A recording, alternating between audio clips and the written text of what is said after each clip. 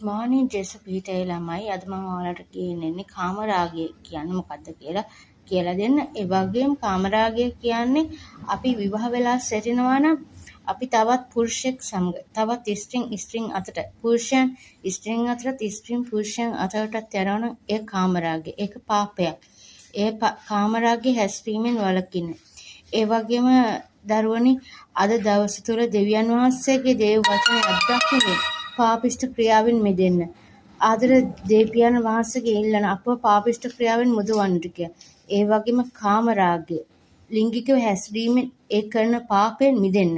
ඒ වගේම කාමරාගය කියන්නේ ඒඩ්ස් රෝගය හැදෙන පාප කරන ක්‍රියාවක්. ඒ වගේම මේක සාතන්ගෙන් පැවතෙන ක්‍රියාවක් මිසක් දෙවියන් වහන්සේගෙන් එන ක්‍රියාවක් නෙවෙයි. දෙවියන් වහන්සේට ලං වෙන ජේසුට හැමදේම බාර දෙන ස්තුතියි ජේසු පිහිටයි.